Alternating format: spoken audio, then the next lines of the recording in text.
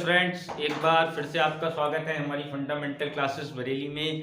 तो अब की बार हम बात करने जा रहे हैं हमारी ज्योग्राफी की सीरीज़ जो मैंने स्टार्ट कर दी है और उसमें हम वर्ल्ड ज्योग्राफी को लेकर चल रहे हैं। मैं एक बार अभिषेक जौहरी आपका बहुत बहुत स्वागत करता हूं। तो देखिए, हम वर्ल्ड ज्योग्राफी जब चालू कर चुके हैं तो उसमें हमने कई चीज़ें देख ली हैं कि कहाँ तक पिछली वीडियो में हमने देख लिया था दिन रात कैसे बनते हैं, मौसम परिवर्तन कैसा होता है। देखिए, अगर आप ये बेसिक कंसेप्ट नहीं जापेंगे, ये सारे कंसेप्ट आते हैं फिजिकल ज्योग्राफी के अंतर्गत जो मैंने पहले दिन आपको बताया था। अगर आप इन सब कंसेप्ट को नहीं समझेंगे तो आने वाले उस पर किसी महाद्वीप के अंदर मैं आपको ले जाऊंगा, किसी द्वीप के अंदर आपको ले जाऊंगा, फिर मैं आपको बताने लूंगा यहाँ दिन हो रही है, यहाँ रात हो रही है, तो आपको समझ में नहीं आएगा उस समय ऐसा क्यों हो रहा है। तो ये फिजिकल ज्योग्राफी का पढ़ना, किसी कॉन्टिनेंट को पढ़ने से पहले या किसी कंट्री को पढ़ने से पहले फिजिकल ज्योग्राफी के कंसेप्ट्स आपके क्लियर होने चाहिए, तभी आप जो है किसी कॉन्टिनेंट को, कि वहाँ की क्लाइमेट कैसी है, क्यों ऐसा है, वहाँ की सॉइल कैसी है, ये सारी चीज़ें आप फिजिकल ज्योग्राफी के कंसेप्ट्स को पढ़ने के बाद ही समझ पाओगे। थोड़ी हम फिजिकल जो ये ज्योग्राफी है इसके कंसेप्ट समझाने के, जैसे इसमें स्थल मंडल, जल मंडल और वायुमंडल, हम तीनों कवर करने के बाद जो भी हमारा पार्ट चल रहा है वो स्थल मंडल का चल रहा है। जब हम इन सारी चीज़ों को कवर कर लेंगे तो इन चीज़ों को कवर करने के बाद जो है हम आपको कॉन्टिनेंटल ज्योग्राफी पे ले चलेंगे, सीधे भारतीय भूगोल पर, जो आपके जितने भी स्टेट लेवल के एग्जाम होते हैं वहाँ से क्वेश्चंस आते हैं, और उसके बाद फिर बाकी जो कॉन्टिनेंट बचे हुए हैं हम उनकी बात करेंगे। तो चलिए आइए स्टार्ट करते हैं। आज मैं आपको जो टॉपिक लेने जा रहा हूँ वो लेने जा रहा हूँ सूर्यपात, चंद्र ग्रहण तथा ज्वार भाटा।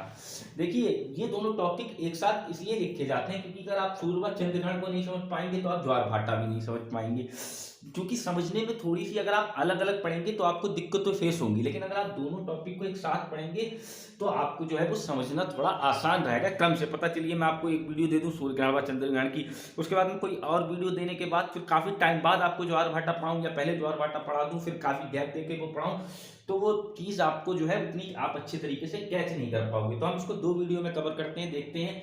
पहली वीडियो में हम बात करेंगे सूर्यपात चंद्र ग्रहण मतलब ग्रहण की, तो आइए, और दूसरी वीडियो में हम देखेंगे ज्वार भाटा। देखिए, टाइट एंड एम, सूर्यपात चंद्र ग्रहण होता क्या है, इसको हम बोलते हैं सोलर एंड लूनर इक्लिप्स।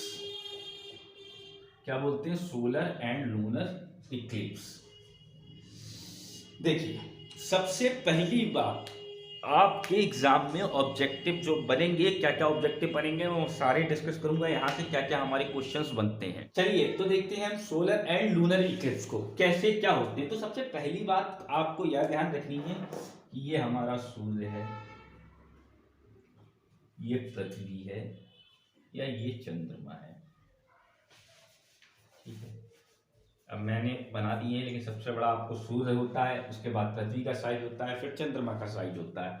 तो देखिए, सबसे जरूरी बात क्या है ग्रहण पढ़ने के लिए, सूर्य या चंद्र ग्रहण पढ़ने के लिए सबसे इंपॉर्टेंट चीज है कि सूर्य, पृथ्वी और चंद्रमा जो हो वो एक सीधी रेखा में, तभी ग्रहण पड़ेगा। अगर ये एक सीधी रेखा में नहीं होंगे तो सूर्य ग्रहण या चंद्र ग्रहण नहीं लगेगा। तो पहला ऑब्जेक्टिव आपसे पूछा जाता है कि क्या कंडीशन होती है तो ग्रहण लगने की, चाहे वो चंद्र ग्रहण हो चाहे सूर्य ग्रहण। अभी दोनों देखेंगे अलग अलग क्या होते हैं। सूर्य, पृथ्वी और चंद्रमा का एक सीधी रेखा में होना ग्रहण लगने की पहली सिचुएशन है। अब देखिए, ग्रहण लगते कैसे हैं और क्यों लगते हैं। देखिए, और आपसे ये पूछा जाता है कई बार सिजकी क्या है, सिजकी क्या है, तो आपको ये भी देखना है सिजकी क्या है। सूर्य, पृथ्वी और चंद्रमा का एक सीधी रेखा में होना ही क्या कहलाता है, सिजकी कहलाता है। तो दो क्वेश्चन आपके यहाँ ऑब्जेक्टिव बन गए कि तीनों के लिए कंडीशन सीधी रेखा में होना, वही कंडीशन क्या कहलाती है, सिजकी। अब देखिए, हम एक एक ग्रहण को डिस्कस करते हैं।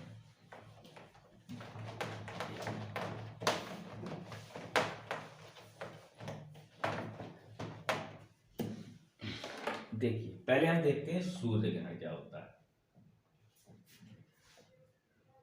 देखिए, एक्चुअली होता क्या है कि जैसे ये आपकी, जैसे अगर बात कर रहे हैं, ये आपकी सन है और ये अर्थ है और ये आपका मून है।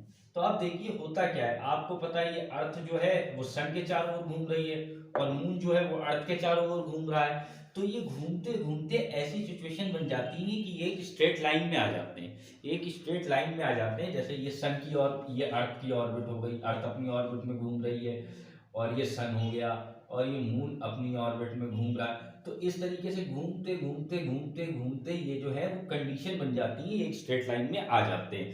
तो स्ट्रेट लाइन में आ जाने के बाद देखिए सूर्य ग्रहण कब कहलाता है, जब सन और अर्थ के बीच, जब सूरज और पृथ्वी के बीच चंद्रमा आ जाए तब क्या पड़ता है, सूर्य ग्रहण। यानी सूर्य ग्रहण के लिए क्या कंडीशन है, जब सन और अर्थ के बीच चंद्रमा आ जाता है तो उसको क्या कहते हैं, सूर्य ग्रहण। तो अब यहाँ पर देखिए होता क्या है, हमें पता है सन और अर्थ दोनों को लाइट कहाँ से मिलती है, सन से।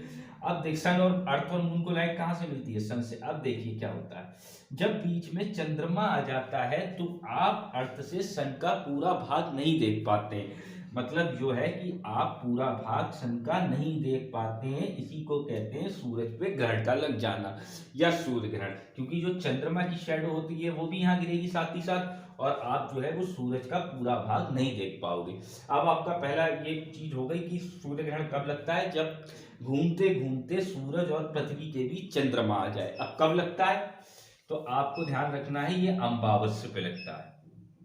कब लगता है, अमावस्या।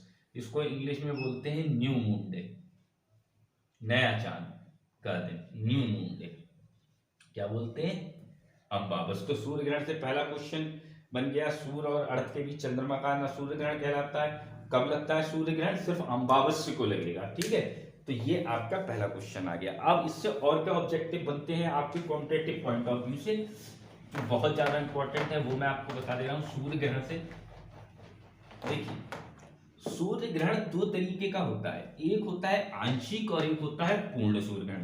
पूर्ण सूर्य ग्रहण का मतलब आप समझ गए, पूरा सूर्य ग्रहण किसी को कहते हैं, जब आपको मोस्टली भाग जो है वो सन का नहीं दिखाई देगा। सन का मोस्टली भाग आपको नहीं दिखाई देगा। जो भाग नहीं दिखाई देता है उसको बोलते हैं क्रीट। तो आपसे पूछा जाता है क्रीट क्या होता है, पूर्ण सूर्य ग्रहण के समय, सूर्य ग्रहण के समय जो सूरज का मोस्टली भाग नहीं दिखाई देता है उसको बोलते हैं क्रीट। और ये जो आपका जो प्रकाशित भाग आपको लाल लाल सा दिखेगा इसको बोलते हैं कोरोना। कोरोना याद रखना, पूर्ण कोरोना एक बीमारी भी है जो चल रही है 2020 में, कोरोना को नहीं भूलेंगे।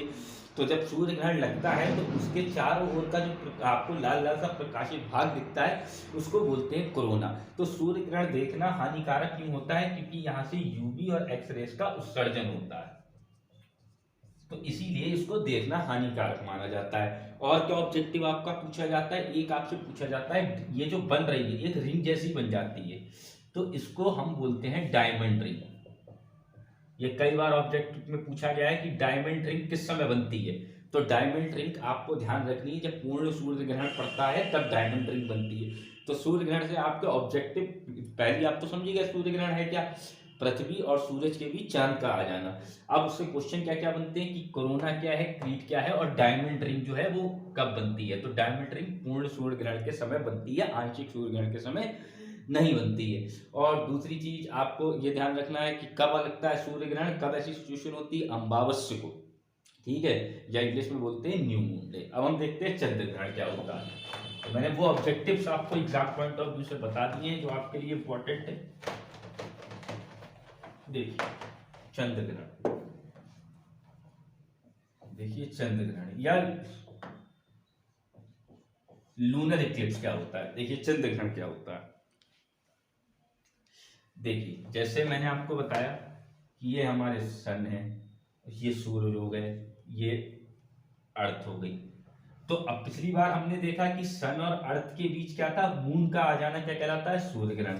लेकिन अगर सन और मून के बीच, सन और मून के बीच, ये मून है, सन और मून के बीच अर्थ आ जाती है, ये सही सन हो गया, ये थोड़ा बड़ा कर देते हैं, सन और मून के बीच जो है वो अर्थ आ जाती है, तो उसको कहते हैं चंद्र ग्रहण। मतलब सूर्य और हमारी पृथ्वी और ये चंद्रमा, तो सूर्य और चंद्रमा के बीच पृथ्वी क्या आ जाना क्या कहलाता है, चंद्र ग्रहण। तो देखिए ऐसी सिचुएशन में क्या होगा कि आपको जो वो है, पहले इस पे लाइट पड़ी और इसकी छाया यहाँ पड़ गई। तो पहली चीज आपको ये ध्यान रखनी है, अंतर क्या है दोनों में, देखिए सूर्य जो है वो फिक्स है, एक बार अब ये चक्कर काटते काटते एक बार चंद्रमा आगे अगर आ गया, पृथ्वी पीछे रह गई तो सूर्य ग्रहण, और अगर पृथ्वी पहले बीच में आ गई और चंद्रमा उधर रह गया तो चंद्र ग्रहण। और ये कब लगता है ये पूछा जाता है, तो ये कब लगता है, पूर्णिमा को। हर पूर्णमासी जिस दिन जो पूर्णिमा होती है, पूर्णमासी होती है, उसको लगता है चंद्र ग्रहण।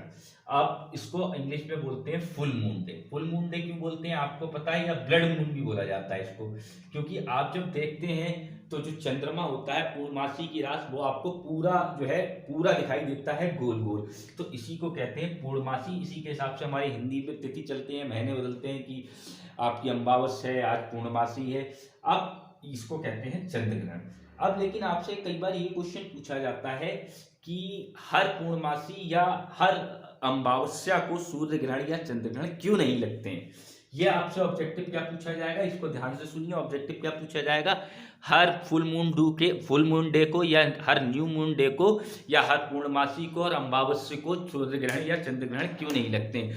तो इसको ये ध्यान रखना है आपको कि चंद्रमा जो है, जैसे मैंने बताया था कि अर्थ जो है वो अपनी एक्सिस पर झुकी हुई है, ऐसे ही चंद्रमा भी अपनी ऑर्बिट पर झुके हुए हैं। तो चंद्रमा का अपनी ऑर्बिट पर झुके होने के कारण वो थोड़ा सा बहुत ही, जैसे एक्चुअली ऐसा है, ऐसी सिचुएशन समझिए, जैसे ये अर्थ है तो अर्थ जैसे मैंने बताया झुकी हुई है, तो ऐसे ही थोड़ा सा मून झुका हुआ है, तो ये जो है बिल्कुल आ नहीं पाता है सामने, मतलब 5 डिग्री एक्सिस पे अपनी ऑर्बिट पे मून का भी झुका होना, ये इसका कारण होता है। तो ऑब्जेक्टिव आप ध्यान रखिएगा, सूर्य ग्रहण और चंद्र ग्रहण से क्या क्या ऑब्जेक्टिव बने, पहले मैंने आपको बता दिया डायमंड रिंग क्रीड कोरोना, ये पूछा जाता है। दूसरा पूछा जाता है फुल मून डे क्या है, फुल मून डे के में जो मून दिखता है उसको ब्लड मून भी बोलते हैं, और कब लगते हैं ये मैंने आपको बता दिया। हर पूर्णमासी या अमावस्या को सूर्य ग्रहण और चंद्र ग्रहण क्यों नहीं होता है। अब मैं आपको थोड़ा सा एक इस वीडियो में एक क्वेश्चन आपको असाइनमेंट दे रहा हूँ, आपको ये बताना है कि जो है सबसे बड़ा सूर्य ग्रहण कब लगा था। ये आप कमेंट बॉक्स में कमेंट करके बताइएगा, नेक्स्ट वीडियो में मैं इसको डिस्कस करूँगा। एक छोटा सा टास्क है, देखिएगा और समझिएगा, अच्छा लगा हो तो वीडियो को लाइक और शेयर करें। Thank you.